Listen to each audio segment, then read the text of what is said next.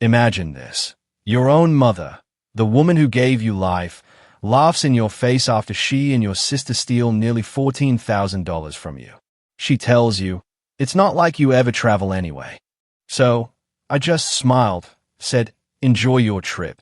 And while they were sipping cocktails on my dime, I sold the house they were living in for free. I stayed at my phone screen in the middle of a client meeting, my blood running cold. 29 missed calls. Transaction declined. $13,700 at Royal Caribbean Cruises. I'm Kesha King, a forensic accountant in Atlanta, 34 years old. My job is to hunt down financial fraud for a living. Yet, somehow, I completely missed the biggest thieves right under my nose, my own family. If you've ever felt like an ATM for people who claim to love you, tell me where you're watching from in the comments. Hit that like button and subscribe, because you are not going to believe the level of entitlement in this story. The nightmare began on a Tuesday afternoon. I was in the middle of presenting a fraud analysis to a Fortune 500 client when my Apple Watch buzzed on my wrist. I glanced down, expecting an email, but instead, I saw a fraud alert from my bank. $13,700 charged to my emergency credit card. The card I had given my parents strictly for medical emergencies, for life or death situations. I excused myself from the boardroom, my hands trembling not from fear, but from a pure, unadulterated rage that felt like a wildfire in my veins. I dialed my mother, Bernice, immediately. She answered on the second ring, her voice chirpy and bright, completely unbothered. "Mom, did you just charge $14,000 to my card?"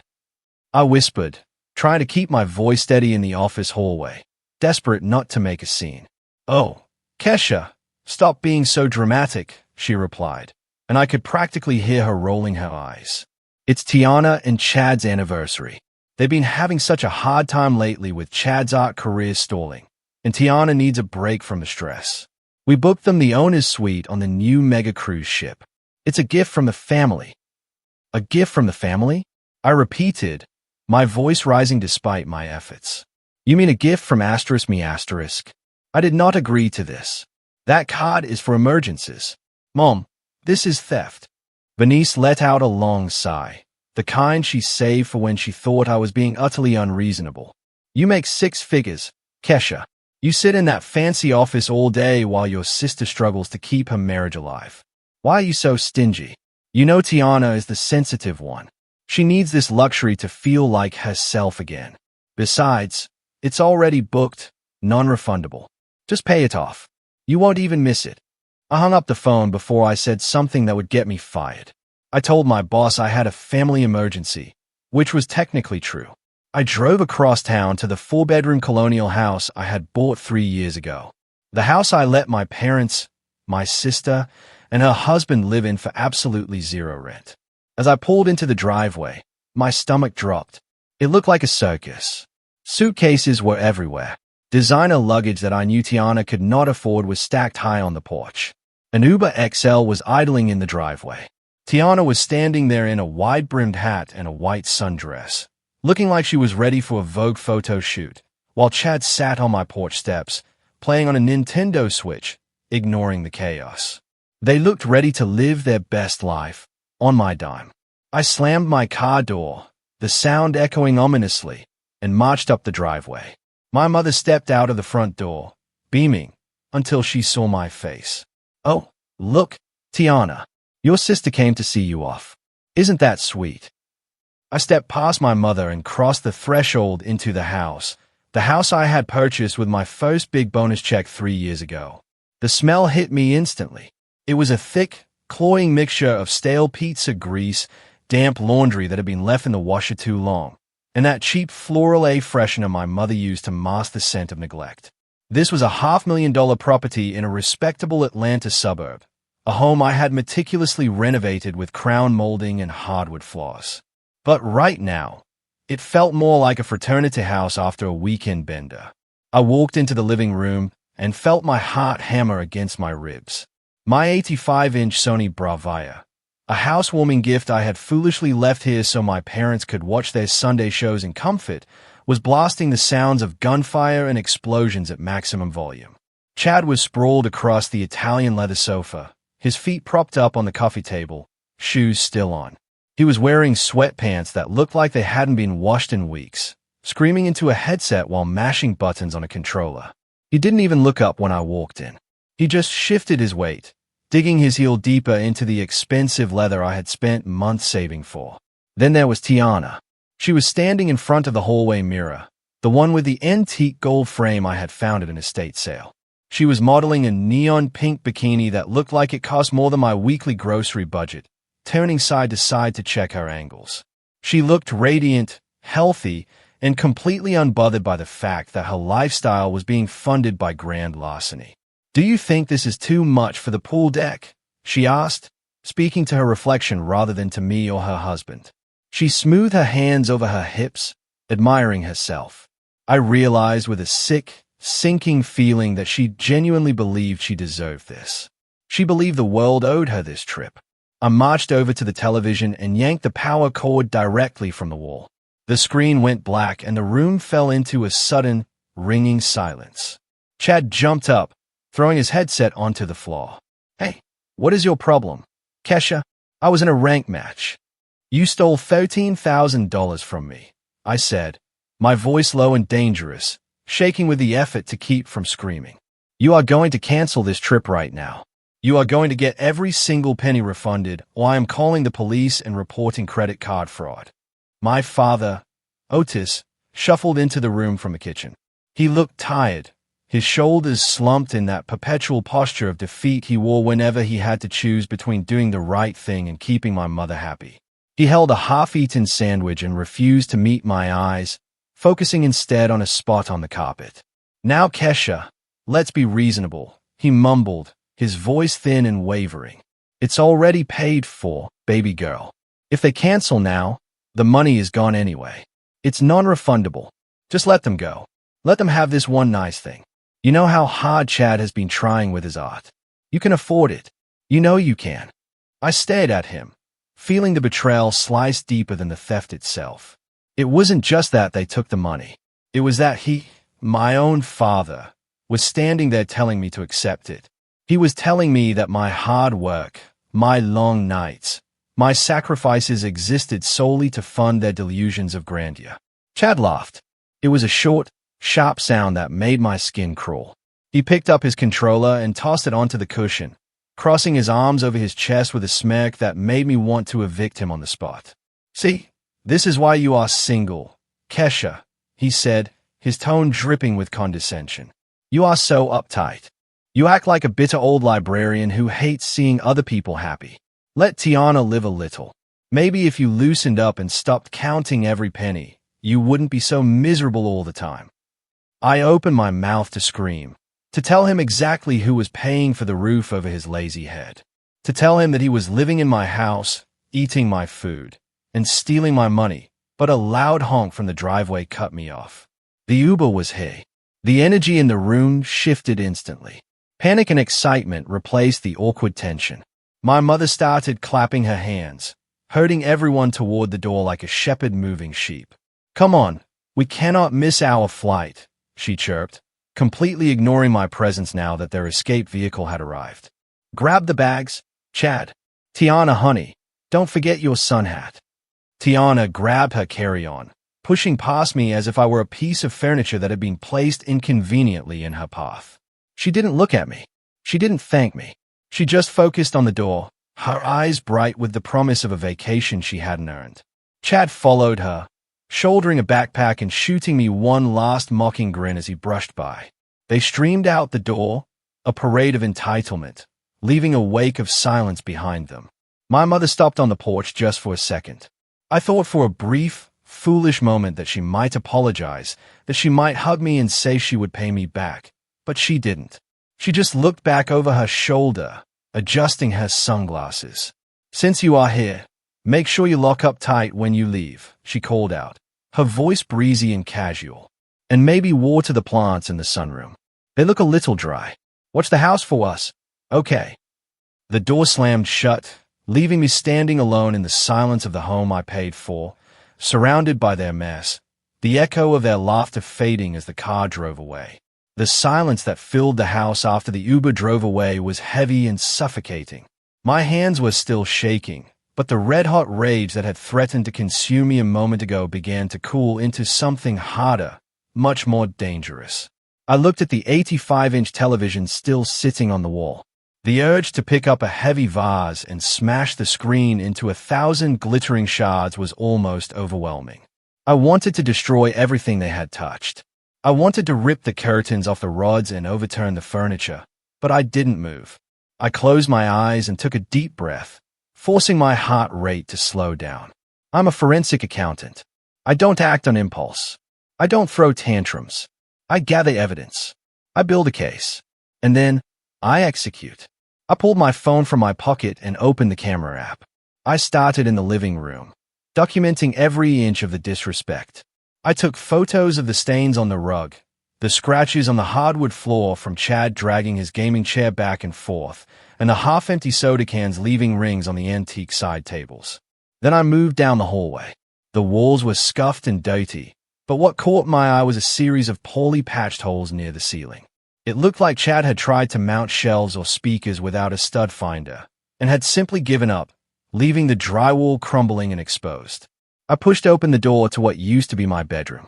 When I bought this house, I had envisioned this room as a guest suite or maybe a home office for myself on the rare occasions I worked from here. Instead, it looked like a storage unit that had been ransacked.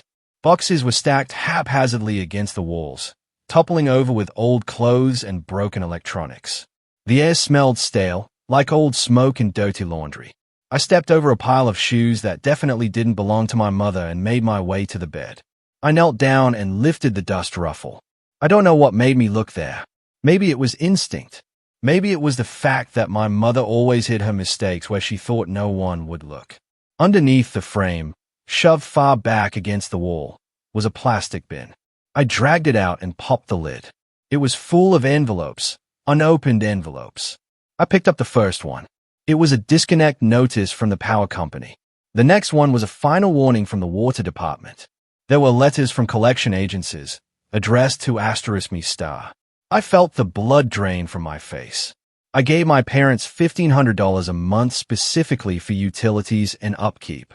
I transferred it automatically to my mother's account on the first of every month. They had been taking that money, pocketing it, and shoving the bills under the bed, hoping I wouldn't notice until the lights went out. They were ruining my credit score while living in my house for free. I stood up, clutching the stack of overdue bills, my mind racing. This was bad. This was financial abuse. But I hadn't found the smoking gun yet. I turned toward the corner of the room where Chad had set up a makeshift desk. It was a cheap particle board table covered in energy drink cans and loose papers. I started sifting through the mess. There were sketches of his terrible art, rejection letters from galleries, and receipts for expensive gaming equipment. Then I saw it. A manila folder tucked beneath a stack of comic books. It was labeled in Chad's messy scrawl, House Project. I opened it, expecting to find renovation ideas or maybe paint swatches. Instead, I found legal printouts. The first page was an article printed from a legal advice website titled, Understanding Adverse Possession in Georgia. I froze. I flipped the page. There were highlighted sections about squatters' rights and the timeline required to claim ownership of a property if you occupied it openly and notoriously without the owner's permission. There were notes in the margins in my mother's handwriting. Keep utilities in Kesha's name for now, but switch internet to ours for proof of residency. I felt like the floor was tilting beneath my feet. I flipped to the next document.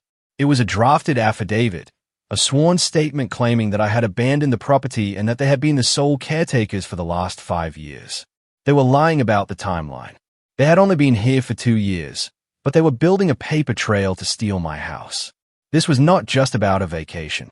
This was not just about them being lazy, or entitled, or bad with money. This was a calculated conspiracy. My mother, and my sister, and her husband were plotting to take the deed to my home. They were waiting for the right moment, probably once they hit the statutory time limit, to file a quiet title action and lock me out of my own property. They wanted to steal a $500,000 asset out from under me while I was busy working to feed them. I stared at the papers in my hand. The shock evaporated instantly, replaced by a cold, clinical clarity. They thought they were smart. They thought they could outmaneuver me because I was the nice one, the quiet one, the one who just paid the bills and looked the other way. They forgot what I did for a living. I tracked down embezzlers who were smarter than Chad and more ruthless than my mother. I took photos of every single page. I put the folder back exactly where I found it, ensuring the corner of the comic book covered the label just as it had before. I stood up and walked out of the room, closing the door softly behind me. I went to the kitchen and poured myself a glass of water, drinking it in one long swallow. Then I picked up my phone. I didn't call my mother. I didn't call the police. I scrolled past my family contact list and tapped on the number for my attorney. It was time to go to war. This was no longer a family dispute. This was an attempted robbery, and I was about to catch them in the act. The phone rang once, twice, and then a sharp, professional voice answered. "This is Robert." "Robert," I said, my voice steady and devoid of emotion. "I need you to prepare a sale agreement immediately. I am selling the house on Maple Drive today, and I need to know the eviction laws for guests who have overstayed their welcome, because I am about to make 3 people homeless." Robert listened to my discovery in silence for a full minute before he finally spoke. His tone was professional but grim, the voice of a man who had seen too many family disputes turn into legal bloodbaths. He told me that under Georgia law, since my family had been receiving mail at the house and had keys, they were considered tenants at will. Even without a lease or rent payments, they had rights. If I changed the locks while they were gone, they could sue me for an illegal eviction. If I filed for formal eviction, it would require a 60-day notice followed by a court date. With the adverse possession documents I'd found, they could tie this property up in litigation for 6 months, maybe a year. They could live there for free while I paid the legal fees to fight them. I felt a cold knot tighten in my stomach. 6 months. I would have to watch Chad destroy my walls and listen to my mother gaslight me for another 6 months while they legally stole my asset. I told Robert that was not an option. I needed them out now. Robert hesitated before suggesting the nuclear option. He said that if I no longer owned the property, the new owner would not be bound by the same emotional constraints and could handle the removal differently. Or I could sell the problem to someone else. But selling a house with squatters is nearly impossible on the open market. No family wants to buy a home that comes with a lawsuit. I hung up the phone and stared at the water damage on the ceiling. I didn't need a family to buy this house. I needed a shark. And in my line of work, investigating financial fraud from major corporations, I had crossed paths with plenty of sharks. I scrolled through my contacts until I found the name Marcus Sterling. He was a hard money lender and a real estate investor who bought distressed assets in cash. He was known in Atlanta for 2 things: closing deals in 48 hours and having absolutely zero mercy. I dialed his number. He answered on the first ring, his voice deep and impatient. I cut straight to the chase. I told him I had a single-family home in the Cascade area, sitting on a half-acre lot, appraised at $550,000. I told him I wanted to sell it today. Sterling went quiet. He knew the area. He knew the value. He asked me what was wrong with it. I told him the foundation was solid and the roof was new, but it came with significant baggage in the form of uninvited guests who were currently out of the country. Sterling laughed, a dry, raspy sound. He said he didn't mind baggage, but he minded price. He offered me $440,000 cash, closing in 2 days. That was more than $100,000 under market value. A 20% loss. My accountant brain screamed at the numbers. That was a massive financial hit. But then I looked at the folder of legal documents Chad had printed. I looked at the unpaid bills. I thought about the $13,000 cruise charge. This was not a loss. This was the price of my freedom. I told him I accepted. There was a pause on the line. Sterling dropped his voice. He said he had one condition. He was planning to rezone the lot for multi-unit development, so he didn't care about the condition of the interior. But he would not sign the papers if there were people or possessions inside. He required the property to be vacant at the time of closing. Vacant meant empty. No furniture, no clothes, no squatters. I looked around the living room. It was filled with 3 years of accumulated junk. Tiana's designer clothes were stuffed into the closets. Chad's gaming collection lined the shelves. My mother's antique china cabinet took up half the dining room. They were gone for 10 days. The house was physically empty of people, but it was full of their lives. I told Sterling to have the papers ready. I told him the house would be empty by noon tomorrow. I hung up the phone and looked at the mountain of entitlement surrounding me. They thought their possessions made this their home. They thought leaving their things here staked their claim. I walked to the window and watched a squirrel run across the overgrown lawn. A cold smile spread across my face for the first time that day. They wanted a vacation. I would give them a homecoming they would never forget. I picked up my phone again and searched for industrial cleaning crews. I was going to make this house vacant. By the way, if you're still glued to this story, and you haven't already, please hit that subscribe button. You don't want to miss what happens next, and there are more unbelievable stories coming your way. While my family was sipping pre-flight champagne in the Delta Sky Club, I was standing in the driveway watching a convoy of white vans pull up. My phone buzzed with an Instagram notification. Tiana had posted a selfie with Chad and my parents, holding mimosas. The caption read, "Finally escaping the negative energy, living our best life while some people stay bitter." I stayed at the screen. They looked so smug, so confident that the bill would never come due. I opened my banking app. There were pending charges for luggage upgrades and airport sushi. My finger hovered over the freeze card button. Not yet. I needed them on that plane. I needed them in the air, over the ocean, completely unable to turn back. I waited until I saw the flight status change to departed before I closed the app. They were gone. The lead van door slid open and a man named Alvarez stepped out. He ran a crew that specialized in foreclosures and hoarders. I had told him I needed a level 4 clear out. He looked at the house, then at me. "You want us to pack it or trash it?" he asked, his clipboard ready. I looked at the manicured lawn I used to be so proud of. "Trash it," I said. "If it's not nailed down, it goes. If it's nailed down, pry it off. I want this house to look like nobody has lived here in 10 years." I walked back inside with Alvarez to tag the items. We moved room by room. The living room was first. As I pointed to the 85-inch television to be taken down, I noticed something odd about the wall behind where Chad had set up his gaming station. There was a massive, jagged hole, covered poorly by a poster. I pulled the poster down. Chad had drilled straight into the drywall, presumably to mount a bracket, but he had missed the stud and kept drilling. He had bored right into the main support beam. There were cracks radiating out from the hole like a spiderweb. Alvarez whistled low and shook his head. "Lady," he compromised the load-bearing stud. "That is structural damage." I pulled out my phone and took a high-resolution photo. Destruction of property. It was the final nail in the coffin for any claim they might have had to tenancy rights. They were not tenants. They were vandals. The crew swarmed the house like locusts. It was a symphony of destruction. I watched as they swept my mother's collection of porcelain figurines into heavy-duty trash bags. I watched them dismantle Chad's gaming chair and toss it out the window into the dumpster they had parked in the driveway. The sound of breaking glass and tearing wood was the most satisfying thing I had heard in years. They stripped the sheets off the beds. They emptied the refrigerator. They cleared out the bathroom cabinets, dumping expensive creams and colognes into the bin. I was standing in Tiana's room, watching a worker pull armfuls of clothes from the closet, when Alvarez walked in, holding 2 orange dust bags. He looked confused. He held them up. "These look real," he said. "Hermes and Louis Vuitton. You want us to trash these too? I'll put them in the sell pile." I walked over and took the bags. I opened one. It was a Birkin, a bag that cost more than my car. Tiana had been crying poverty for years, begging me for gas money while hoarding $10,000 handbags. I looked at the leather, smooth and perfect.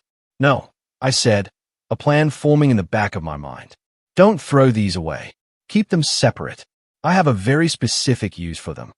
I sat on a folding chair in the middle of the now empty living room, sipping black coffee and watching my sister broadcast her theft to the world. On the screen, she was spinning around a hotel room that cost more per night than my first car, the presidential suite at the Atlantis in the Bahamas. Floor-to-ceiling windows looked out over turquoise water. A waiter in a white tuxedo was pouring Dom Perignon into crystal flutes. My mother was reclining on a velvet chaise lounge, waving at the camera like royalty. "We are just so blessed," Tiana chirped, blowing a kiss to her followers. Sometimes you just have to treat yourself because you deserve it. I took a slow sip of coffee. Deserve it. That was their favorite phrase. They deserve the world while I deserve to foot the bill. I set the phone down, propping it against a bottle of industrial cleaner so I could keep watching. It was fuel. Every bite of lobster Chad shoved into his mouth. Every toast my father made to family success. Every smug smile from Tiana hardened my resolve. They were celebrating their victory, but they didn't know the war had already ended. I stood up and walked over to the piles I had organized in the center of the room. Alvarez and his crew had done the heavy lifting, clearing out the trash and the furniture, but I had reserved the final sorting for myself. It was a forensic audit of their lives. First was the storage pile. Despite everything, I was not a monster. I picked up a box containing my mother's old photo albums and my father's collection of jazz vinyls. These were the only things of real value in the entire house. Not monetary value, but the kind you cannot replace. I taped the box shut and labeled it clearly. I had rented the smallest, cheapest storage unit on the outskirts of town, a 10 by 10 metal box with no climate control. It was safe enough, but they would have to drive 4 to 5 minutes to retrieve their memories. It was a kindness they didn't earn, but one I granted for the sake of the little girl I used to be, who loved them. Then I turned to the profit pile. This was much more interesting. I picked up a pair of limited edition sneakers Chad had left in the hallway. Resale value, $400. Into the bin. I found Tiana's collection of sunglasses, Gucci, Prada, Ray-Ban, all bought while she claimed she couldn't afford health insurance. Into the bin. I gathered Chad's gaming consoles and a stack of mint-condition video games into the bin. I worked methodically, checking prices on eBay and Poshmark as I went. My mental calculator was running. The $18,700 cruise charge was just the principal. I was also recovering the interest, the emotional damages, and the cleaning fees. Every item I added to the sell pile was a small clawback of my dignity. On the screen, Tiana was now giving a tour of the bathroom, showing off the jacuzzi tub. "I'm never coming home," she giggled. I smiled at the phone. "You're right about that, Tiana," I said to the empty room. "You definitely are not coming home to this address." I checked the time. It was 2 o'clock in the afternoon in Atlanta. That meant it was dinner time in the Bahamas. They would be heading down to one of the resort's 5-star restaurants soon, ordering the most expensive items on the menu, confident that the magic plastic card would cover it all. It was time. I picked up my phone, closing the Instagram app. I opened my banking app one last time. The pending charges were stacking up. Spa treatments, cabana rentals, room service. They were burning through my credit limit with impressive speed. I took a screenshot for the police report I would file later. Then I dialed the number for customer service. The automated voice asked for my reason for calling. I bypassed the menu and pressed 0 for an operator. I waited on hold, listening to the smooth jazz music, tapping my fingers against my leg. My heart was not racing. My hands were not shaking. I felt completely calm. It was the calm of a person who has already pulled the trigger and is just waiting for the bullet to land. "Thank you for calling Chase Sapphire Support. This is Brenda," a cheerful voice said. "How can I help you today, Miss King?" "Hi, Brenda," I said, my voice crisp and professional. "I'm calling to report a stolen card. I have reason to believe there are several fraudulent transactions being made in the Bahamas right now. I need you to cancel the card immediately and flag all recent activity as unauthorized." "Oh my goodness, I am so sorry to hear that," Brenda said, her typing clicking in the background. "Let me pull that up for you. Yes, I see significant activity here. Royal Caribbean, the Atlantis. Dining charges. You are saying these were not made by you?" "That is correct," I said, watching a spider crawl across the floor where my mother's favorite rug used to be. "I'm currently in Atlanta, Georgia. I did not authorize anyone to use my card for a vacation. Please shut it down. All of it." "Done," Brenda said. "The card is declined effective immediately. Is there anything else?" "No, Brenda," I said. "That will be all." I hung up the phone. The lifeline was cut. They were thousands of miles away in a foreign country, living like kings and queens, and their carriage had just turned back into a pumpkin. I picked up my coffee and took another sip. It tasted better than champagne. Into the Bahamas, sun had set, and my family was seated at the best table in the resort's signature seafood restaurant. I could picture it perfectly because Tiana had posted a story 10 minutes ago, captioned, "Eating like royalty." They had ordered the seafood tower, the Wagyu beef, and another bottle of vintage champagne. They were laughing, toasting to their good fortune, and probably making jokes about how I was back in Atlanta working while they lived the dream. My father was likely relaxing back in his chair, feeling like a king, while Chad was probably already complaining that the service wasn't fast enough. Then the bill came. I imagined the waiter approaching, a polite smile on his face, holding the leather folder. My mother would have waved her hand dismissively, telling him to put it on the room, which was linked to my card. The waiter would have nodded and walked away. 5 minutes later, he would have returned. The smile would be tighter this time, a little less genuine. I imagined the hushed whisper, the lean-in so the other tables wouldn't hear. "I am sorry," but the card was declined. My mother would have laughed, a nervous, high-pitched sound. "Try it again," she would say. "It must be a mistake. It's a platinum card." The waiter would try again. Declined.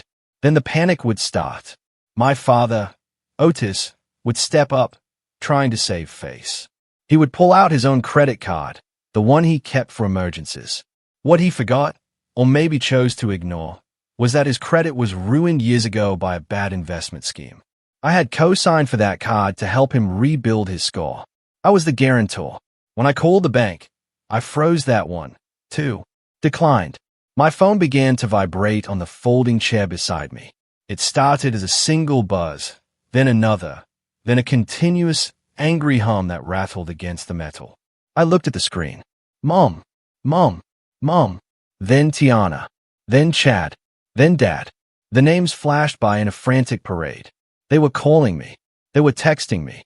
Caps lock on. Pick up the phone. Kesha. What is going on? The cards are not working. We are at dinner. Fix this now. I watched the screen light up the dark living room. 1 missed call, 5 missed calls, 10. 29 missed calls in the span of 12 minutes. It was a beautiful display of desperation. For years, I had been the one waiting by the phone, hoping for a callback, hoping for an invitation, hoping for a thank you. Now the roles were reversed and I had absolutely no intention of answering. I picked up the phone, but not to take the call. I went into my email settings. I had prepared a new auto-reply earlier while waiting for the cleaning crew to finish. I activated it. It was short, simple, and entirely truthful. It read, "I am currently unavailable as I am busy disposing of assets to cover outstanding debts. I will not be checking messages. Please leave a voicemail." I hit save. Back in the restaurant, the situation was deteriorating. I knew the protocol for high-end resorts when payment fails. The polite waiter disappears and the manager arrives. He wouldn't be smiling. He would be holding a printout of their bill, which likely totaled more than $1,000 for just one meal. He would explain, in a voice that carried just enough to be humiliating, that their room charges had also bounced. I imagined Tiana's face crumbling beneath her layers of expensive makeup. I imagined Chad shrinking into his seat, realizing that his free ride had just hit a brick wall. My mother would be sputtering, demanding to speak to someone higher up, playing the outraged victim. But the computer didn't care about her outrage. The computer only cared about the zero balance authorized on the card. A new text message popped up on my screen. This one from Tiana. It wasn't a plea for help. It was a threat. "The manager is here. He says we have to pay now or they are calling the police. Kesha, stop playing games. Turn the card back on right now." I swiped the notification away. I didn't care. They were adults. They could figure it out. Then came the final blow, the notification that brought a genuine smile to my face. It was an alert from the resort's guest services system, which I still had access to via the booking confirmation email. A change had been made to the reservation. The status of the presidential suite had been updated to vacant. They were being evicted. The hotel wasn't kicking them out onto the street. Not yet. But they certainly weren't letting them stay in the $5,000 night suite without a valid credit card. They were being downgraded. I could see the scene in my mind. The manager standing firm, 2 security guards hovering in the background just in case things got loud. He would be giving them a choice, pay the outstanding balance of $14,000 immediately, or pack their bags and move to a standard room, the smallest one available, facing the parking lot, until they could settle the debt. And they would have to do it now, while the lobster was still getting cold on the table. The sun rose over Maple Drive, illuminating the cardboard signs I had staked into the lawn at dawn. I had spent the night sorting, tagging, and pricing every single item my family had left behind. It was a labor of hate, but it was necessary. I taped a large neon poster board to the mailbox. It read simply, "Huge moving sale. Cash only. Everything must go." I wasn't looking for top dollar. I was looking for speed. I needed to liquidate their assets to cover the debt they had racked up in my name. I lined up Chad's sneaker collection first. He had spent years curating it. Limited edition Jordans, Yeezys, pairs he had never even worn. He treated them better than he treated my sister. I slapped a sticker on the first pair, $20. The next pair, $20. I went down the line, pricing thousands of dollars worth of footwear for the price of a takeout lunch. Next came Tiana's handbags, the Louis Vuitton tote she bought instead of paying her car note, $50. The Gucci crossbody she claimed was a gift from a wealthy friend, $40. I arranged them like soldiers on the grass, waiting to be marched away. By 8 o'clock in the morning, the first cars started slowing down. The sharks of the neighborhood, the early bird garage sale hunters, smelled blood in the water. But the first person to actually walk up the driveway was Mrs. Jenkins. She lived 3 houses down and knew everything about everyone. She was the unofficial mayor of Maple Drive, and exactly the person I needed to see. She eyed the pile of designer goods and then looked at me, her brow furrowed in confusion. "Kesha, honey," she said, clutching her robe tight against the morning chill. "Is everything all right? I thought your parents and Tiana were on a cruise. I saw them leave yesterday with all that luggage. Why are you selling Chad's shoes?" I looked at Mrs. Jenkins, and I didn't flinch. I decided in that moment that I was done protecting their reputation. They certainly hadn't protected mine. "They are on a cruise," I said, my voice loud enough for the couple browsing the handbags to hear. "They stole my emergency credit card and charged $13,700 to it without my permission. They are currently in the Bahamas, spending money they don't have." Mrs. Jenkins gasped, her hand flying to her mouth. "You are joking. Stealing from their own daughter." "I wish I was," I continued, picking up a stack of Chad's video games. "But it gets worse. While I was cleaning out the house yesterday, I found legal documents in Chad's desk. They were building a case for adverse possession. They were planning to sue me to take the title of this house because they have lived here rent-free for 2 years. They wanted to steal my home, Mrs. Jenkins." The news rippled through the small crowd that had gathered like an electric shock. In a tight-knit community like this, word traveled faster than light. Mrs. Jenkins's face hardened. She looked from me to the pile of belongings. "That is despicable," she spat out. "After everything you have done for them. I remember when you bought this place for them so they wouldn't have to downsize." I nodded, piling more clothes onto the table. "That's why I am selling everything. I am recouping the stolen money, and then I am selling the house. They are not coming back, eh?" Mrs. Jenkins nodded slowly, a look of fierce solidarity crossing her face. She reached into her pocket and pulled out a wad of cash. "Well, then let me help you out. I'll take that mixer for my granddaughter, and I'm going to call the girls. We need to get this stuff sold." Within an hour, the lawn was swarming. The neighbors were not just buying, they were supporting. It became a community event, a rally against ingratitude. People were buying things they didn't even need just to put cash in my hand. I watched Chad's sneaker collection disappear in 20 minutes. Tiana's handbags were gone in 30. The cash box I had set up was filling rapidly. I was keeping a running tally in my head. 5,000, 8,000. We were getting close. Then a neighborhood kid, a boy named Leo, who mowed lawns in the summer, walked up the driveway. He was eyeing the stack of electronics I had saved for last. He stopped in front of Chad's pride and joy, the PlayStation 5. Chad played on it every single day, screaming at the TV while I paid the electric bill. Leo looked at it with longing, then looked at his crumpled grass-cutting money. "How much is the game system?" he asked, his voice quiet, expecting to be turned away. I looked at the console. I thought about Chad sitting on my couch, ignoring me while he played. I thought about the holes in the wall. I looked at Leo, a good kid who worked hard. $50, I said. Leo's eyes went wide. 50? Are you sure? I smiled. Positive. But you have to take all the games, too. Get them out of my sight. He scrambled to hand me the cash, his hands shaking with excitement. As he walked away, hugging the console to his chest like a treasure, I felt a surge of pure vindication. Chad was going to come home to nothing. Absolutely nothing. And I had just covered the cost of their first-class flights. While I was watching my neighbors carry away the remnants of my family's entitled existence in Atlanta, a very different scene was unfolding 2,000 miles away. The Bahamas is a paradise if you have money. If you have $0, a declined credit card, and an eviction notice from your hotel, it is a humid, mosquito-infested prison. And my family was about to find out just how hot it could get. The manager at the Atlantis had been polite, but firm. No payment meant no room. They were escorted out of the lobby, past the giant aquarium they had been admiring just hours before, and onto the curb with their luggage. The humidity hit them immediately. Tiana was still wearing her dinner dress, a silk slip that was clinging to her in the heat. She was already crying, but not about the theft or the shame.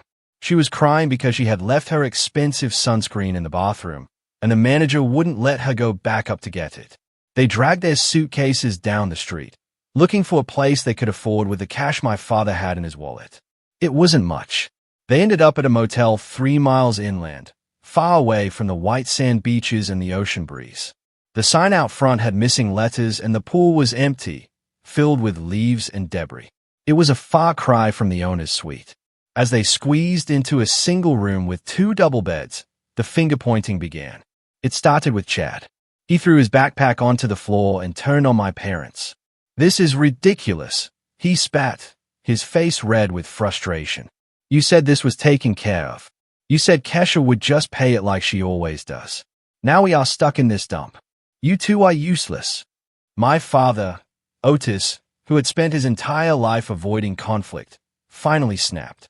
He looked at Chad, his son-in-law, who hadn't worked a real job in 3 years, and exploded. "Useless. We are useless. You are the one living in my daughter's house playing video games all day while she pays the bills. Maybe if you sold a single painting, we wouldn't be in this mess." Then my mother, Bernice, jumped in, defending her golden child's husband. "Don't talk to him like that, Otis. He is an artist. He is sensitive. This is Kesha's fault. She did this to us. She is probably laughing right now. She is so selfish. She could have just let us finish the trip. And you let her be selfish." Otis shouted back, his voice echoing off the thin motel walls. "You enabled Tiana her whole life.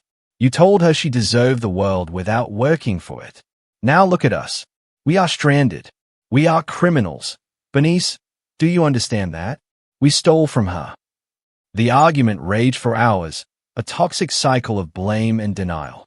They were trapped in a small room with no air conditioning, sweating and screaming. While the reality of their situation set in, they had no money for food, no money for a flight home, and no way to contact me because I had blocked their numbers. Desperation set in by the second day. They realized they needed a way out. My mother decided to call in the reserves. She pulled out her phone and started dialing relatives. Aunts, uncles, cousins, anyone who might have a soft spot for a family in distress. She called Aunt Sarah first, spinning a sob story about how they had been robbed at the resort and needed emergency funds for a flight. But I had anticipated this. I knew my mother's playbook better than she did. Before I even started the garage sale, I had sent a mass text to the entire extended family. It was short, professional, and devastating. It read, "Family urgent alert. My identity has been compromised and my credit cards were stolen. The thieves might try to contact you posing as family members in distress, asking for money. Do not send anything. It is a scam. I am working with the fraud department now." So when Bernice called Aunt Sarah, she didn't get sympathy. She got suspicion. "Sarah, I need $500. Bernice pleaded. "We are stuck in the Bahamas. We were robbed." "Robbed?" Sarah repeated, her voice cold. "That's funny. Bernice, because Kesha just texted us saying her cards were stolen. Are you the one who stole them? What? No. Bernice stammered. It's a misunderstanding. Don't lie to me, Sarah said. I'm not sending you a dime. You should be ashamed of yourself. Click. She tried Uncle Marcus. Same result. She tried Cousin David. Voicemail. One by one, the doors slammed shut. They were isolated. They were alone. And for the first time in their lives, they were facing the consequences of their actions without a safety net. They spent the next 3 days in that motel room, eating snacks from a vending machine and drinking tap water. They watched the local news on a fuzzy television, seeing tourists enjoying the vacation they had stolen. Tiana stopped posting on Instagram. Chet stopped talking altogether, just staring at the wall. My parents sat on the edge of the bed, staring at each other in silence, the weight of their choices pressing down on them like the humid island air. They were stuck. And back in Atlanta, the bulldozer was already warming up its engine. The silence in the house on Maple Drive was different now. It was no longer the heavy, suffocating silence of a home filled with tension and ungrateful guests. It was the hollow, echoing silence of a structure that had been stripped to its bones. The industrial cleaning crew had finished their work an hour ago, leaving behind nothing but the smell of strong bleach and the faint memory of the chaos that had reigned here for 2 years. The floors gleamed under the afternoon sun, but they looked naked without the rugs and furniture. The walls were bare. The holes Chad had drilled exposed like old scars that had finally stopped bleeding. I stood in the center of the living room, holding a clipboard with the final inventory of the sale. The garage sale had been a massive success, clearing out the clutter and putting $14,000 in cash into a lockbox in my trunk. I had recovered the cost of the cruise. I had recovered the cost of the cleaning crew. And now I was about to recover my freedom. A black Range Rover pulled into the driveway, tires crunching on the gravel with an aggressive authority. Marcus Sterling stepped out. He looked exactly like his reputation, tall, imposing, and dressed in a suit that cost more than the average annual salary in this neighborhood. He didn't look at the flower beds I had planted 3 springs ago. He didn't look at the charm of the front porch. He looked at the property lines. He looked at the street access. He looked at the date. He walked up the steps and didn't bother with a handshake. Is it done? He asked, his voice a deep rumble that seemed to vibrate in the empty hallway. It is done, I replied, stepping aside to let him in. The house is vacant. All personal property has been removed. It is broom clean as requested. Sterling walked through the house with the efficiency of a predator. He didn't walk like a prospective homeowner, imagining where he would put the Christmas tree. He walked like a developer, calculating square footage and demolition costs. He glanced at the kitchen where my mother used to complain that the granite countertops were the wrong shade of gray. He glanced at the bedroom where Tiana had hoarded her designer clothes. He walked past the wall with the structural damage Chad had caused. I started to apologize for the hole in the drywall, explaining that I had documented the damage and was willing to deduct the repair cost from the sale price. Sterling stopped and turned to look at me, a small, amused smile playing on his lips. He laughed, a dry sound that echoed in the empty room. Ms. King, you don't understand, he said. I don't care about the hole in the wall. I don't care about the granite countertops or the hardwood floors you spent so much money refinishing. I'm not buying this house. I looked at him, confused. But we have a contract. He shook his head. I am buying the land. This house is a teardown. This lot is zoned for high-density residential now, thanks to the new city ordinance passed last week. I'm not going to fix the wall. I'm going to flatten it. I am putting up a 12-unit luxury condo complex right where we are standing. He walked over to the window and pointed to the backyard where my father used to sit and drink beer while criticizing my career choices. That oak tree is coming down. The deck is coming down. By this time next week, there will be nothing here but a hole in the ground and a foundation crew pouring concrete.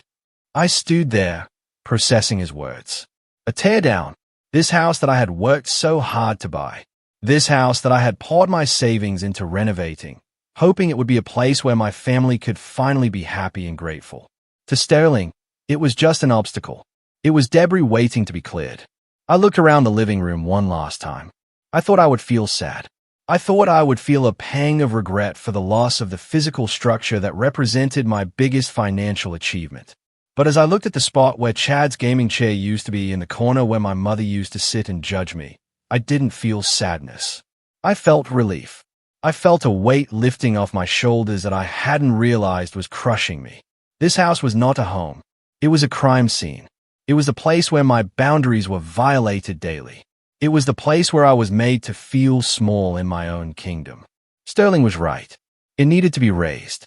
It needed to be wiped from the face of the earth so that something new could be built in its place. The memories trapped in these walls were toxic, and the only way to get rid of them was to bring the walls down. Do it, I said, my voice steady and strong. Tear it all down. Sterling nodded, appreciating the lack of sentimentality. He pulled a folder from his briefcase and laid it on the kitchen island. The papers were ready. The title transfer, the bill of sale, the wire transfer authorization. It was a cash deal, fast and brutal. I picked up the pen. My hand didn't shake. I signed my name on the line, transferring ownership of the property at 124 Maple Drive to Sterling Development Group. With each signature, I felt a cord being cut. I was severing the tie to my parents. I was severing the tie to Tiana and Chad. I was severing the tie to the version of myself that allowed them to use me. Sterling signed the line below mine. He closed the folder and pulled a cashier's check from his inside pocket.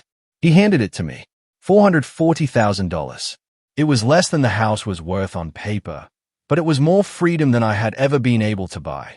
He looked at his watch. The deal is done, Ms. King. The wire for the remainder will hit your account within the hour. But you need to understand one thing. He walked to the front door and opened it, gesturing to the street. My crew arrives at 7 a.m. tomorrow. The demolition permits are already pulled. The heavy machinery is being floated in tonight.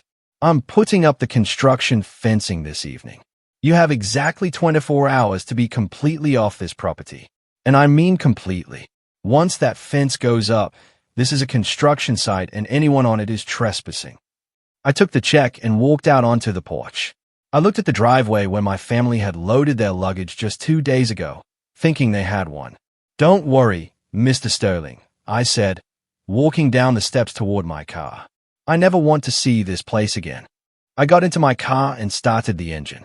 I didn't look back in the rearview mirror. I drove away, leaving the empty shell of my former life to the sharks. The journey back to Atlanta was a masterclass in misery.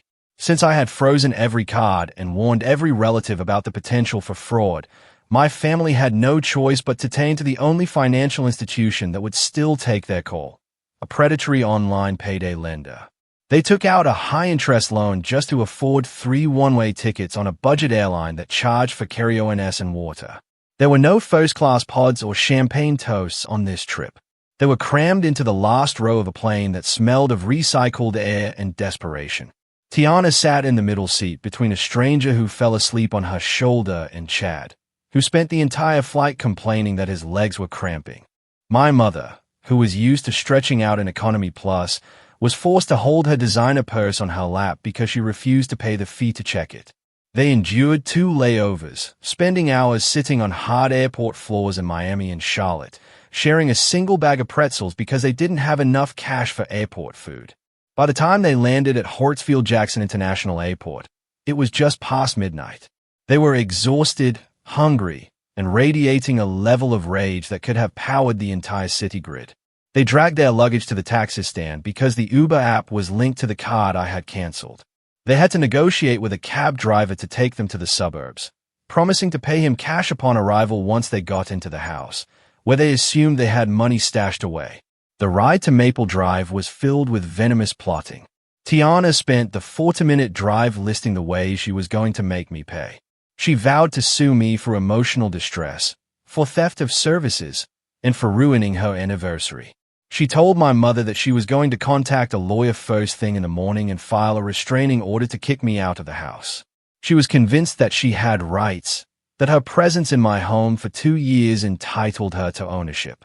My mother fueled the fire. She sat in the front seat telling the driver that her daughter was mentally unstable and had suffered a breakdown.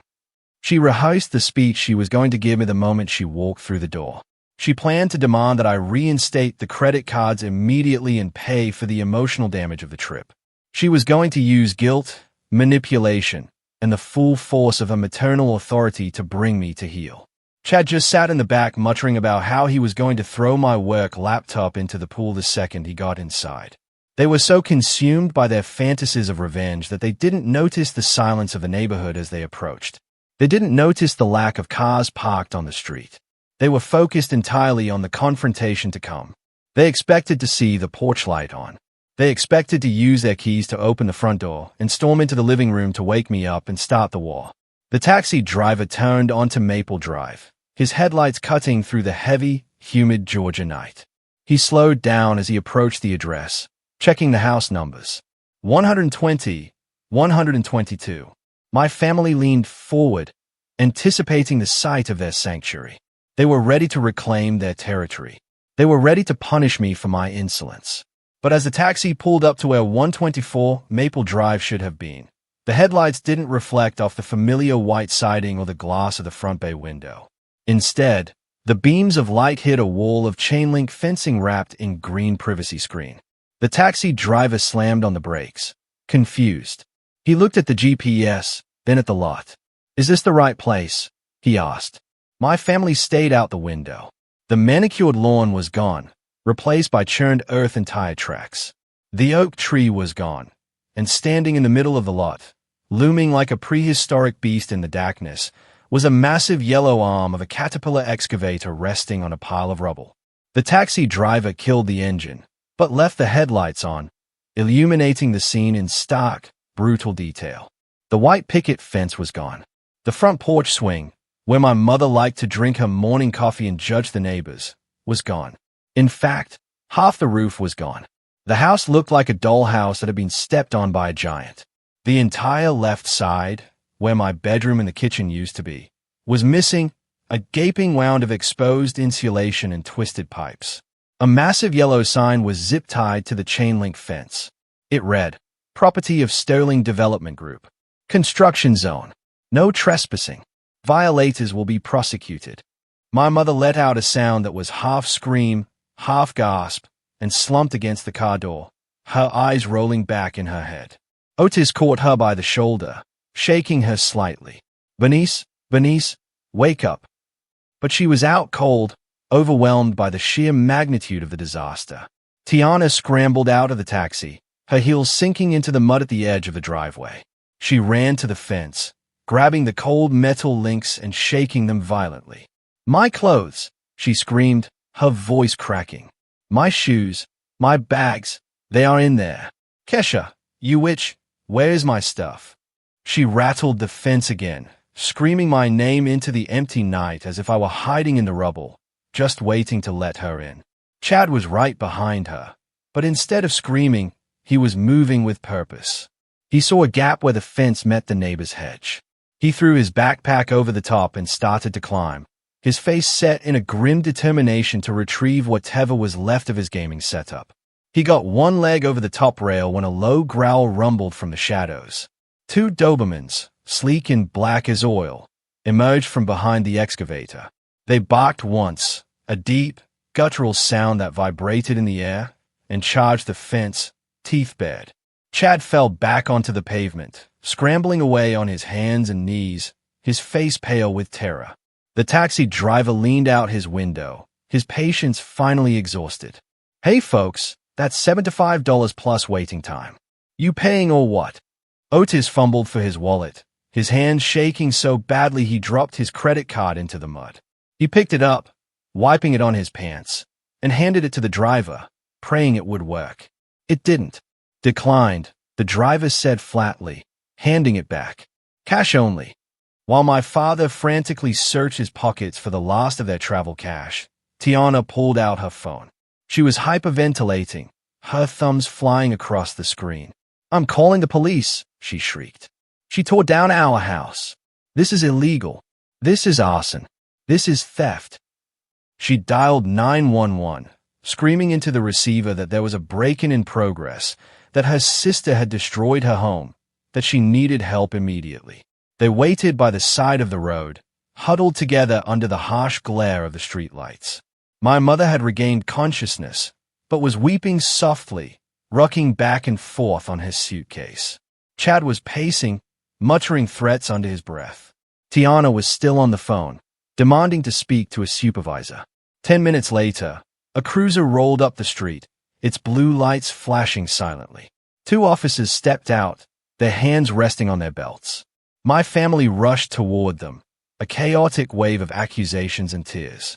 "Officer, arrest her!" Tiana yelled, pointing at the empty air where I was not standing. "She destroyed everything." The older officer held up a hand for silence. "Calm down. Who destroyed what? Is this your property?" "Yes," Tiana shouted. "I live here. My sister kicked us out and knocked it down while we were on vacation." The officer looked at the demolition site, then back at the hysterical family. He pulled out his radio. "Dispatch, verify ownership for 124 Maple Drive." Before dispatch could respond, another car pulled up behind the police cruiser. It was a sleek black sedan. The back door opened and I stepped out, dressed in a sharp blazer and holding a thick file folder. Robert, my attorney, stepped out of the driver's side carrying a briefcase. I walked toward the group, my heels clicking on the pavement, a sound that cut through Tiana's sobbing. The officers turned to look at me. "Officers," I said, my voice calm and steady.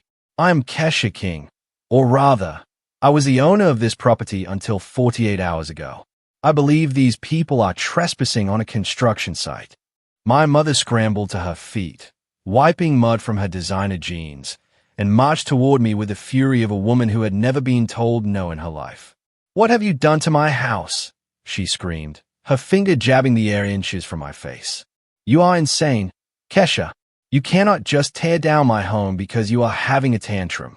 Where are we supposed to sleep? Put it back." She was actually demanding I put the house back like it was a toy I had knocked over. I looked at her calmly, my hands clasped in front of me.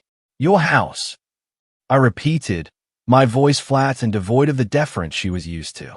"That is interesting, Mom, because I don't recall seeing your name on the deed. I don't recall seeing your signature on the mortgage checks for the last 3 years. In fact, if this is your house, surely you have the paperwork to prove it. Show the officers the deed. Show them a utility bill in your name. Show them anything that proves you didn't just overstay your welcome in a property I paid for." Bernice sputtered, her face turning a blotchy red under the streetlights. She looked at my father for support, but Otis was staring at his muddy shoes, defeated. "We have lived here for 2 years," she insisted, her voice shrill and desperate. "That makes it ours. We have rights. Squatters' rights. We were filing the papers." "Ah, yes, the papers," I said, a cold smile touching my lips. I nodded to Robert. He stepped forward, opening his briefcase and pulling out a thick stack of documents. He handed the top file to the police officer, who accepted it with a raised eyebrow. "Officers, this is the warranty deed proving Ms. King was the sole owner of the property at 124 Maple Drive until 48 hours ago," Robert explained, his voice smooth and professional, cutting through the humidity. "And this is the bill of sale transferring ownership to Sterling Development Group, completely legally and finalizing the transaction. As for the people standing here, they had no lease, no rental agreement, and paid $0 in rent. Under Georgia law, they were guests. And as the former owner, Ms. King revoked their invitation prior to the sale." The officer flipped through the documents, shining his flashlight on the notarized signatures and the official county stamps. He looked at my mother, his expression hardening. "According to this, you have no legal claim to this land. You are trespassing on private commercial property. The owner has the right to demolish it, renovate it, or turn it into a parking lot." "No," Tiana shouted, stepping up beside our mother, her face streaked with mascara and tears. "She cannot do this. She is lying. She just wants to hurt us because she is jealous. She is jealous that I have a husband and she is alone. She is jealous that we went on vacation and she has to work. She is trying to ruin my life because she is miserable." I laughed then. It was a cold, dry sound that seemed to silence the street. "Jealous?" I asked, my voice dropping an octave. "Tiana, I am not jealous. I am exhausted. I am exhausted of being your bank. I am exhausted of funding your lifestyle while you mock mine. I am exhausted of buying your clothes, paying your bills, and watching you treat me like a servant in my own home. I took a step closer to them, the distance between us charged with years of resentment. You want to know why I sold it? You want to know why you are standing in the mud in the middle of the night with nowhere to go? Because you stole from me. You took my credit card, the one for emergencies, and you spent $13,700 on a cruise. My mother gasped, clutching her pearls. That was a gift, she cried. You gave us that card. It was theft, I corrected, my voice cutting like a whip. And since you spent my money, I had to liquidate my assets to pay the bill. I sold this house to cover your vacation. I hope the lobster was worth it. I hope the presidential suite was comfortable, because it cost you a roof over your heads. The reality of what I said hit them like a physical blow. Chad looked at the rubble, then at Tiana, his eyes wide with the realization that his free ride was gone forever. My mother looked at the police officers who were now looking at her with suspicion rather than sympathy. You sold our home for $13,000, my mother whispered, her voice trembling with horror. I sold my investment property to settle a debt, I replied, and I kept the change. Tiana made a sound deep in her throat, a growl of pure animalistic rage. Her eyes went wild, the entitlement finally snapping under the weight of consequences. She dropped her purse into the mud and lunged at me. Her hands curled into claws, reaching for my face, screaming as she charged. Tiana didn't even make it 2 steps. Before she could reach me, a wall of muscle in a black suit intercepted her. It was one of the security contractors I had hired specifically for this moment, anticipating that my family would not go quietly.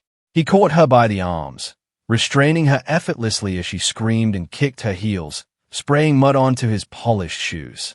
He deposited her back onto the pavement next to her husband, not gently. Don't touch her, Chad yelled, though he made no move to help, cowering behind the police officer who was now watching the scene with a hand on his taser. I didn't flinch. I didn't step back. I stood my ground, watching Tiana unravel with a cold, clinical detachment. This was the tantrum of a child who had finally been told no. I reached into my leather tote bag and pulled out a thick, color-coded file folder. It was heavy, dense with the paper trail of their entitlement. Since you are so concerned about your belongings, I said, my voice cutting through Tiana's sobbing like a scalpel, let us review the inventory. I kept very detailed records. I opened the file, the pages crisp and white under the streetlights. Item number 1, I read, my tone professional, as if I were presenting an audit to a board of directors. One Hermes Birkin bag, orange leather. You told everyone it cost $12,000. I had it appraised by a luxury consignment expert. It was a fake, a high-quality knockoff from Canal Street. I sold it for $200 to a college student who wanted it for a costume. Tiana gasped, her face blotchy and tear-streaked. Liar, she shrieked. It was real. Mom bought it for me. Item number 2, I continued, ignoring her outburst. Chad's vintage comic book collection, the one he said was his retirement fund. I had to collect a look at it. Most of them were reprints. The ones that were original were water damage from being stored in a damp room. I sold the entire box to a neighborhood kid for $500. He seemed very happy. Chad made a strangled noise, clutching his chest as if I had physically struck him. My comics, he whispered. You sold my comics for $500. Item number 3. I went on, flipping a page. Your designer wardrobe, Tiana. Most of it was fast fashion with the labels sewn in. I sold it by the pound to a textile recycler. Net profit, $80. I looked at my mother, who was trembling, her eyes wide with horror. And Mom, your antique crystal vase collection. The one you said was a family heirloom. It was mass-produced glass from the 80s. I sold the lot for $50 at the garage sale. I closed the folder with a sharp snap that echoed in the silence. I liquidated everything. Every shoe, every game, every piece of furniture you left in my house. I turned your entire life into cash. I pulled a calculator from my pocket, though I had already done the math a dozen times. Let's look at the final numbers, I said, tapping the keys for effect. Total revenue from the sale of your assets came to $14,000. I looked at them, letting the number hang in the humid air. $14,000. That was the sum total of their material worth. Now for the deductions, I said, my voice dropping lower, harder. The unauthorized charge to Royal Caribbean for your little getaway was $13,700. Then there was the cleaning fee for the industrial crew to haul away the trash you left behind. That was $250. I did the subtraction out loud. 14,000 minus 13,700 leaves 300. Minus 250 for cleaning leaves 50. Then there were administrative costs, gas, posters for the sale, my time. I reached into my blazer pocket and pulled out a small, crumpled wad of cash. It wasn't a stack of hundreds. It wasn't a check. It was a single $20 bill and a $10 bill. $30, I said, holding the money up so they could see it clearly. This is what is left. This is your inheritance. This is the net worth of your disrespect. My family stared at the money in my hand as if it were a venomous snake. They were paralyzed, stripped of their delusions, forced to confront the mathematical reality of their existence. They had nothing. They were nothing. I took a step forward and tossed the bills onto the wet ground at my mother's feet. They landed with a soft, wet slap in the mud right next to her ruined designer shoes. There is your change, I said, my voice devoid of any warmth or sympathy. Take it. Go get some dinner. I hear the drive-thru at McDonald's is open late. And don't worry about leaving a tip. You cannot afford it. My mother stared down at the dating money, her face crumbling as the absolute finality of my actions hit her. She realized then that there was no coming back from this. There was no apology that would fix it. There was no guilt trip that would work. I had cashed them out. Chad stayed at the money, then at me. His face twisted into a mask of ugly, desperate rage.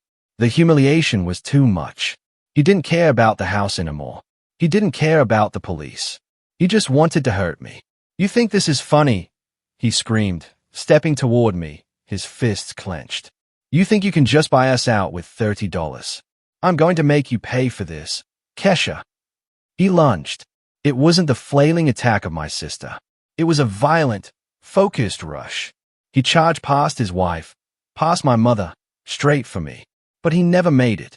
Before he could even raise his fist, one of the police officers tackled him from the side, driving him into the date with a bone-jarring thud. Chad grunted in pain as his face was pressed into the gravel, his arm twisted behind his back. Stay down, the officer shouted, his knee in Chad's back. Don't move. I watched without flinching, and then as Chad struggled against the handcuffs, I saw something fall out of his jacket pocket. A small, clear plastic bag filled with white powder landed in the mud next to the $30. The moment the small bag hit the mud, time seemed to freeze. It was a stark white contrast against the dark Georgia clay. Everyone stared at it. The police officer pinning Chad to the ground. My mother clutching her pearls. Tiana, whose screams had momentarily choked off into a strangled gasp. And me, watching the final domino fall. Well, the officer said, his voice thick with professional satisfaction. What do we have here? He reached down with a gloved hand and picked up the bag, holding it up to the light. It was unmistakable, a significant amount of white powder, probably cocaine, enough to be considered more than just personal use. Chad stopped struggling. His face, previously red with rage, drained of all color until he looked like a ghost. That is not mine, he stammered, his voice high and panicked. I have never seen that before. She planted it. Kesha planted it. The officer laughed, a harsh bark of disbelief. Son, I watched it fall out of your pocket while you were trying to assault this woman. Unless she is a magician, I think this is all you. He hauled Chad to his feet, spinning him around to slap the handcuffs on his wrists. The metal clicked shut with a sound that signaled the end of Chad's freedom. You are under arrest for assault and possession of a controlled substance. You have the right to remain silent. Tiana let out a wail that sounded more like a wounded animal than a human being. No, she shrieked, lunging toward her husband, but stopping short when the second officer stepped in her path. You cannot take him. He did not do anything. It is just a little party favor. It was for the trip. The officer looked at her, his expression unimpressed. Did you just admit to knowing about this contraband? Because that makes you an accessory. Tiana clamped her mouth shut instantly, her eyes wide with terror. She looked from Chad, who was being shoved toward the cruiser, to me, standing calm and untouched on the other side of the fence. Her face twisted with hatred, but beneath it, I saw fear. Real, paralyzing fear. My mother finally found her voice. She stumbled forward, her designer shoes ruined, her hair a mess. "Officer, please. There must be a mistake," she pleaded, her voice trembling. "He is a good boy. He is an artist. He is just stressed." "My daughter," she pointed a shaking finger at me.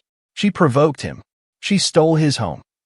The officer ignored her, continuing to read Chad his rights as he pushed his head down into the back of the police car. The lights flashed blue and red, illuminating the wreckage of the house and the wreckage of my family. I watched it all unfold with a sense of detachment. I had expected anger. I had expected lawsuits. I had not expected them to be stupid enough to bring drugs back from an international trip or to carry them while trespassing on a construction site. But then again, entitlement often breeds stupidity. They thought the rules didn't apply to them. They thought they could do whatever they wanted and someone else would always clean up the mess. Not this time. As the police car door slammed shut, sealing Chad inside, my mother turned to me. Her face was a mask of desperation. The arrogance finally stripped away, leaving only a pathetic panic. She walked up to the fence, gripping the chain link with white-knuckled hands. "Kesha," she said, her voice cracking. "You have to do something. You have to tell them not to arrest him. You know people. You are a forensic accountant. You work with the law. You can fix this." I looked at her, at the woman who had birthed me, but never really loved me. I looked at the tears streaming down her face. Tears shed not for me or for the pain she had caused, but for the inconvenience of her golden child's husband getting caught. "Fix it?" I asked, my voice cool and steady. "Why would I do that?" "Because he is family," she cried. "Because Tiana needs him. Because we don't have bail money. Kesha, you took everything. We have nothing." I took a step closer to the fence, looking her dead in the eye. "You have $30, Mom. Use it wisely." Bernice stared at me, her mouth opening and closing like a fish out of water. Then the realization hit her. I was not going to help. I was not going to save them. For the first time in her life, she was looking at a problem she could not manipulate her way out of. "Please," she whispered, sinking to her knees in the mud, her pride finally breaking. "Please, Kesha, I am begging you. Bail him out. Just this once. Be the bigger person." I looked down at her. Be the bigger person. That was the phrase she had used my entire life to force me to accept their abuse. Be the bigger person meant be the doormat. It meant to absorb the pain so they didn't have to feel it. I leaned in close so only she could hear me over Tiana's sobbing. "I'm being the bigger person, Mom," I said softly. "I'm letting him learn a valuable life lesson about consequences. I am letting him stand on his own 2 feet for the first time in his life. Isn't that what you always said you wanted for us? Independence." I straightened up and signaled to my security team. "I'm done here," I said. "Escort them off the property. If they come back, call the police again." I turned my back on my mother kneeling in the dirt, on my sister weeping for her criminal husband, and on the ruins of the house that had been my prison. I walked toward my car, the sound of their pleading fading into the night. I had one more stop to make before this was truly over. And unlike them, I had a plan. "You cannot do this to us," Bernice screamed, her voice raw and scraping against the night air. She grabbed the sleeve of my blazer, her grip surprisingly strong for a woman who looked like she was about to collapse.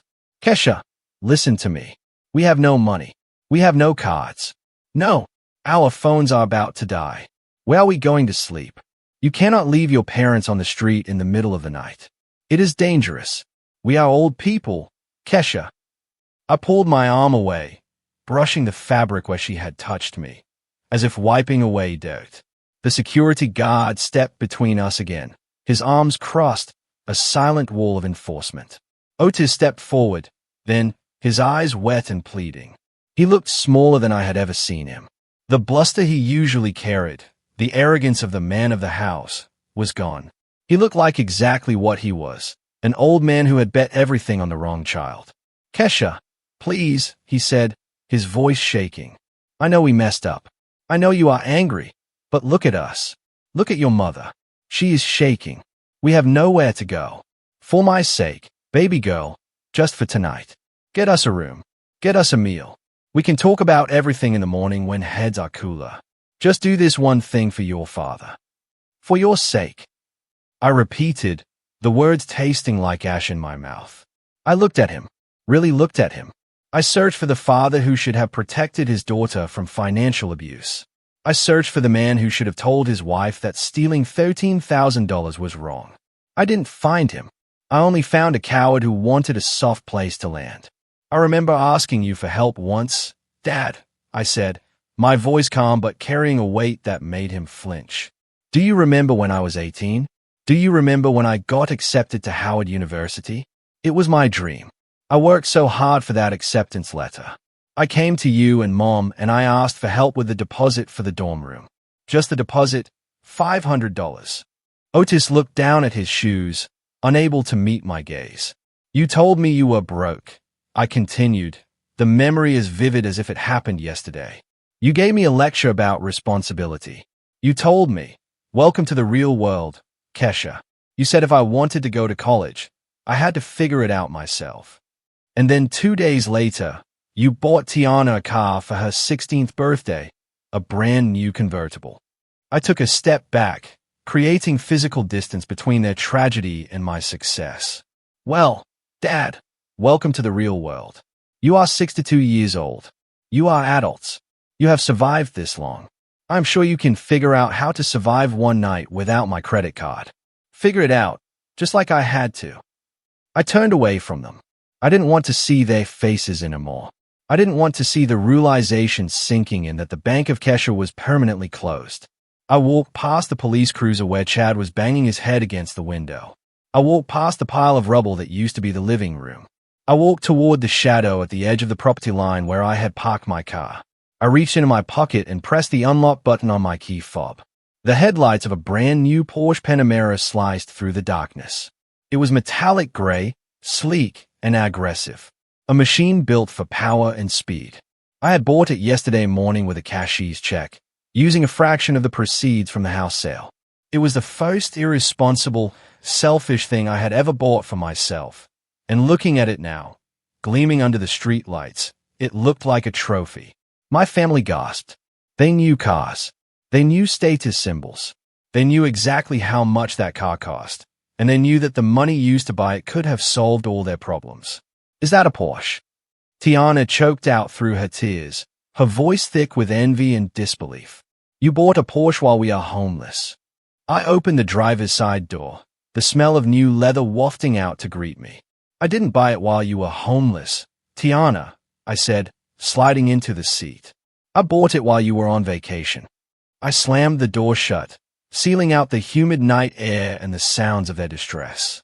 I started the engine, the motor purring with a deep, satisfying rumble. I put the car in drive. I didn't look at them as I pulled away. I kept my eyes on the road ahead. I left them standing there in the mud, surrounded by their broken suitcases and the wreckage of their own choices. I left them with nothing but each other, which was exactly what they deserved. As I turned the corner, leaving Maple Drive behind me for the last time, I felt a strange sensation in my chest. It wasn't guilt. It wasn't sadness. It was the feeling of a heavy chain finally snapping. I was free. Back at the construction site, the dust was settling, but the drama was far from over. Tiana watched my taillights disappear into the night. She looked at her husband in the back of the cop car. She looked at our parents, huddled together, shivering on their luggage. She realized that crying wasn't working, screaming wasn't working. She needed a new weapon. She reached into her pocket and pulled out her phone. Her battery was at 4%. It was enough. She opened her social media app. She fixed her hair as best she could, wiping the mascara streaks from her cheeks. She tapped the live button. She held the phone up, finding the most pathetic angle with the police lights flashing in the background and the ruins of the house visible over her shoulder. The view count started to tick up. 10 people, 50 people, 200. Guys, she whispered into the camera. her voice trembling with a performance worthy of an Oscar. Please help us. You are not going to believe what my evil sister just did to us. We are on the street. She stole everything. We have nowhere to go. Please, someone help us.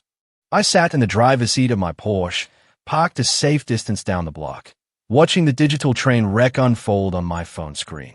Tiana was really going for it. She was crying about how I had left them destitute, how I was a monster who hated her happiness. For a few minutes, the comments were sympathetic. People were sending prayers and asking for a Cash App link to donate. Tiana looked at the screen, her eyes lighting up as she saw the potential for a new grift. She thought she had won the narrative. She thought she could cry her way into a new bank account. But she had made a fatal calculation error. She assumed she was the first one to tell the story. She didn't realize that while they were stuck in the airport on their miserable layover, I had already gone public. 2 hours ago, I had uploaded a public post to Facebook, Twitter, and Instagram titled "The Truth About the Trip." It was not emotional. It was forensic. I attached the screenshots of the $13,000 unauthorized charge. I attached the text messages where my mother admitted to taking the card because Tiana deserved it. I attached the photos of the damage Shad had done to the walls and the legal documents they had drafted to steal my home through Advo's possession. I tagged every single family member, every mutual friend, and most importantly, the church pages where my mother spent her Sundays judging everyone else. The tide turned in real time. I watched the comments on Tiana's livestream shift from heart emojis to accusations. One user named Sarah posted a link to my evidence folder. Another user wrote, "Wait, did you really steal your sister's credit card for a cruise?" Then the floodgates opened. The internet does not like thieves, and it really does not like entitled people who beg for money after getting caught. The comment scroll became a blur of insults. Get a job, Tiana. Pay your sister back.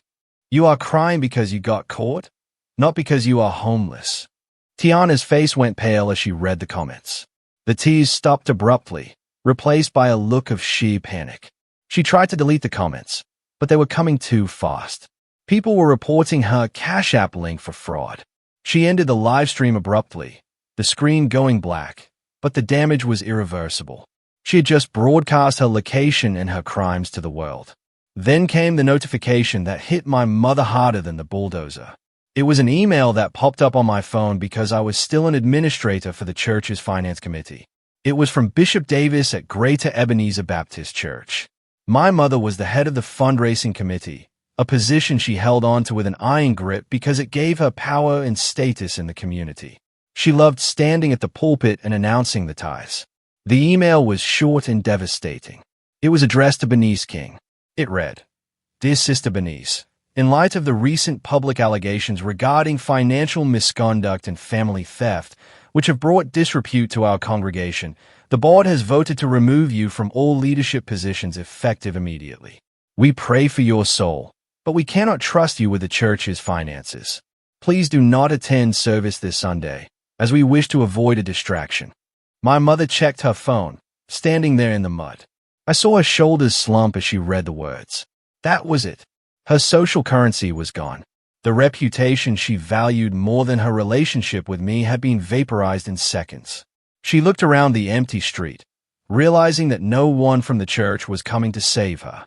In fact, they were probably already on the phone gossiping about her fall from grace. They needed to leave the construction site before the police arrested them, too. But they had a new problem. No one would rent to them.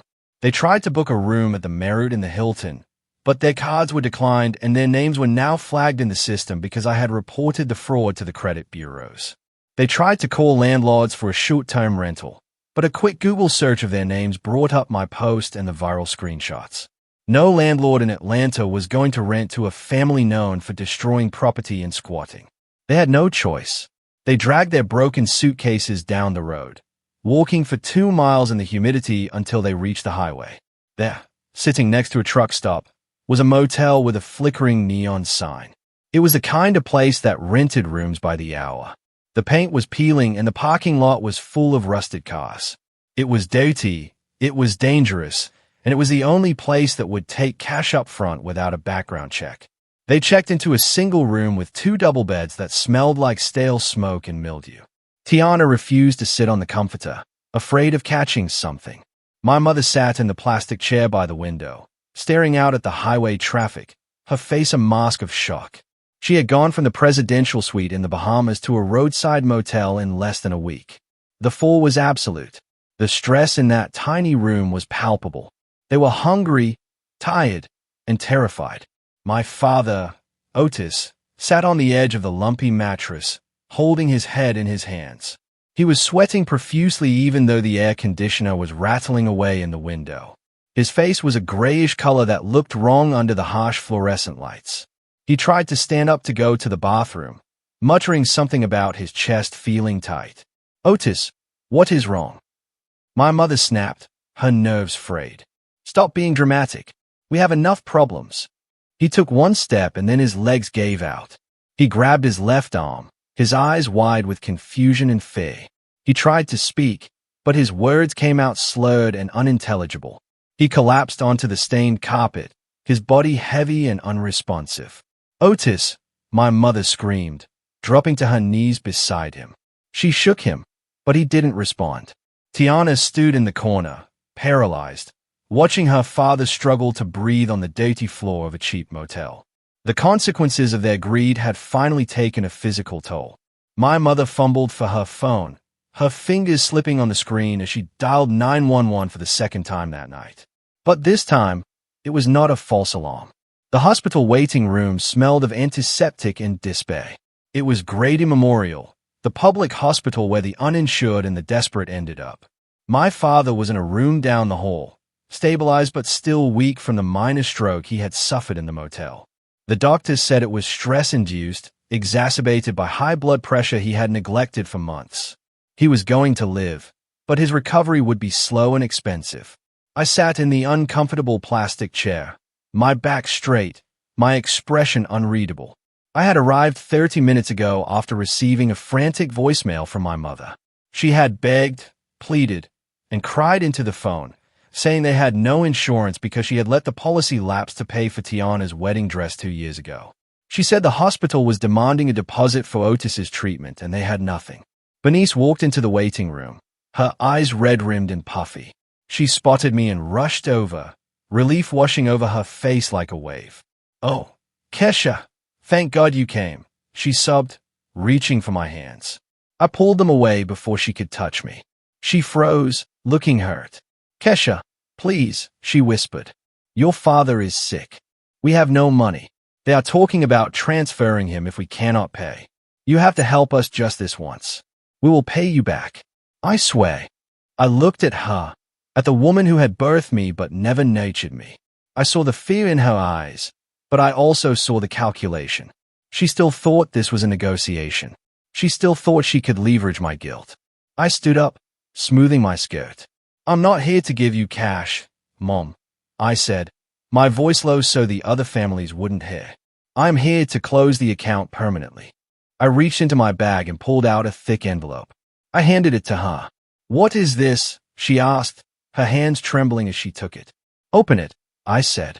She tore open the flap and pulled out the documents, her eyes widening as she read the first page.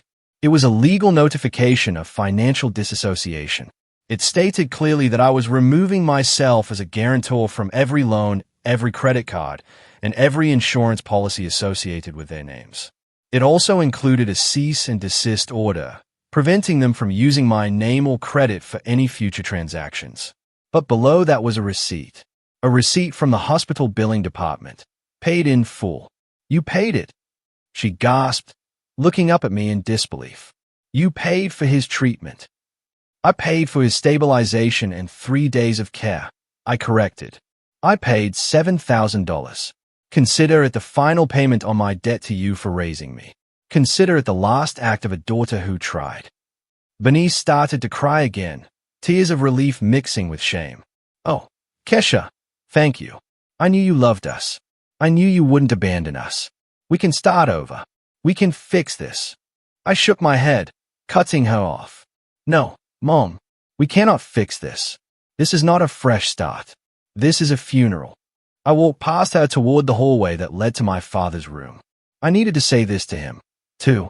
I walked into the room where Otis was lying in the bed, hooked up to monitors. He looked frail and small, stripped of the arrogance that had defined him. Tiana was sitting in the corner, scrolling on her phone, ignoring him. When she saw me, she jumped up, her eyes narrowing. "What are you doing here?" she spat. Came to gloat. I ignored her and walked to the bedside. My father opened his eyes. He looked at me, and for a second I saw regret. "Kesha," he rasped. I placed my hand on the rail of the bed, not touching him. "Dad, I paid your bill for this stay. You will get the care you need for now, but after you are discharged, you are on your own. I have removed myself from everything. You cannot call me for money. You cannot call me for help." He tried to speak, but I held up a hand. "I am done," I said, my voice breaking slightly just for a moment before hardening again. "I am done being the safety net you cut holes in.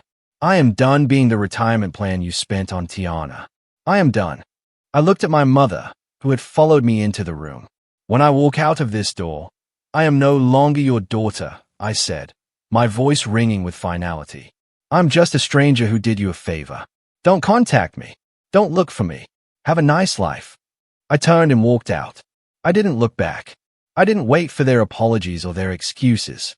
I walked down the sterile hallway, the sound of my heels clicking on the linoleum like a countdown to freedom. Behind me in the room, Tiana stared at my retreating back. She didn't look grateful that her father was safe. She didn't look sorry for the pain she had caused. Her eyes burned with a cold, toxic envy.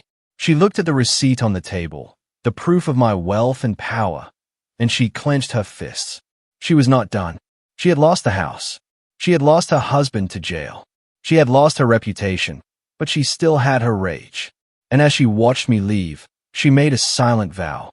She was going to make me pay for winning. 1 month later, the peace I had cultivated was shattered, not by a phone call, but by a scene straight out of a reality show. I was in my office on the 35th floor of the downtown high-rise. My new promotion came with a corner view and a dedicated assistant. We were in the middle of a strategy meeting, discussing a high-profile embezzlement case, when the commotion started in the lobby. I could hear shouting even through the glass walls. I stood up and walked to the door, my team looking at me with concern. Down the hall, security was struggling with a woman who was screaming my name. It was Tiana. She looked unhinged. Her hair was a mess. Her clothes were wrinkled, and she was holding a sign made of cardboard that read, "Kesha King is a thief." She had decided that public humiliation was her only remaining card. She saw me and broke free from the guard, running down the corridor. "You ruined my life," she shrieked, her voice echoing off the marble floors. "You put my husband in jail. You made us homeless. You owe me, Kesha, you owe me everything." I didn't move. I didn't flinch. I watched her run toward me, a desperate woman who had never learned that actions have consequences. Before she could reach me, 2 more security guards tackled her, pinning her to the plush carpet. She kicked and screamed, spitting insults and threats. "Call the police," I said to my assistant, my voice calm, "and get a restraining order." Tiana was arrested for trespassing, harassment, and disorderly conduct. It was not her first time in a police car, but it would be the one that broke her. While she was in the holding cell, she received a letter from Chad's lawyer. He was filing for divorce. He cited irreconcilable differences, but everyone knew the truth. Tiana was broke. Her parents were broke. She had nothing left to offer him, so he was cutting his losses and looking for a new host. The final blow came 2 weeks later. With a criminal record and no skills, Tiana couldn't find a job in her field, which was essentially existing and looking pretty. She was desperate. She applied everywhere: fast food, retail, warehouses. No one would hire her. Finally, she landed a job with a cleaning service that contracted with large corporate buildings. It was a Tuesday morning.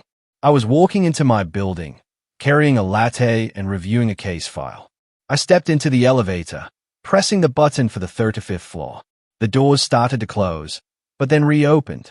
A cleaning cart was pushed inside, followed by a woman in a gray uniform. Her hair was pulled back in a net, her face devoid of makeup. She looked tired and defeated. She looked up and our eyes met. It was Tiana. She froze, her hands gripping the handle of the cart. I looked at her, at the sister who had once demanded five-star resorts and designer bags, now pushing a mop bucket in the building where I was a partner. I didn't say a word. I didn't gloat. I didn't smile. I simply pressed the button for my floor and turned back to my file. The elevator rose in silence. The only sound the hum of the machinery and the soft squeak of the cartwheels. When the doors opened, I walked out, leaving her behind in the metal box, leaving her to clean up the messes of others, just as she had failed to clean up her own. 1 year has passed since the dust settled on the wreckage of my former life. I am standing on the terrace of my penthouse apartment in Buckhead, looking out over the glittering skyline of Atlanta. The air up here is different. It is thinner, cleaner, and completely free of the heaviness that used to follow me everywhere I went. The city moves below me, a river of lights and traffic. But up here, there's only silence and the soft sound of jazz playing from the living room speakers. I hear footsteps behind me, solid and reassuring. Robert steps out onto the balcony, handing me a glass of vintage red wine. He is not just my attorney anymore. He is my partner in every sense of the word. We started dating 6 months after the court cases were settled. It was a slow burn, built on a foundation of mutual respect and professional admiration. He doesn't need my money because he has his own. He doesn't need my validation because he is secure in himself. For the first time in my life, I am in a relationship where I am not the provider, the fixer, or the safety net. I'm just Kesha. We are celebrating tonight. My forensic accounting firm just landed a massive government contract, and I was named the lead investigator. It is the kind of career milestone I used to dream about achieving, the kind I used to think I would have to downplay so I didn't make Tiana jealous or make Chad feel inadequate. Now, I can celebrate it openly. Robert raises his glass to mine, his eyes crinkling with a genuine smile. To the woman who burned it all down to build something better, he says. I smile back, feeling a warmth in my chest that has nothing to do with the wine. My phone vibrates on the outdoor table, buzzing against the glass surface. I glance down. The screen displays a blocked number. I know exactly who it is. It is the first of the month. My mother calls from Bonaphones or public libraries, usually around this time, when the rent at whatever cheap apartment they have managed to find comes due. She leaves voicemails, sometimes weeping, sometimes screaming, always blaming me for their misfortune. She wants me to know how hard it is for them. She wants me to know that Tiana hates her job. She wants me to know that Dad is depressed. I look at the phone, vibrating insistently, demanding my attention, demanding my guilt. I feel nothing. No anger, no sadness, no obligation. The cord has been cut. I reach out and press the button to decline the call. The screen goes black, reflecting the city lights above. I don't block the number because I don't need to. I have already blocked them from my soul. I look back at Robert, who is watching me with quiet understanding. He doesn't ask who it was. He knows. He offers me his arm and I take it, ready to go inside to a dinner where I will pay because I want to, not because I have to. I look out at the city one last time, thinking about the house on Maple Drive that is now just a memory under a new condo development. I think about the money I lost, the time I wasted, and the love I poured into a bottomless pit. It was a high cost, but as I stand here in my beautiful home, with a man who loves me and a career that fulfills me, I realize it was a bargain. I lost a house to realize the value of freedom. That is the cheapest price I have ever paid. Don't ever let anyone, even family, leverage your kindness against you. Your generosity is a gift, not an obligation. And if they cannot respect the giver, they do not deserve the gift.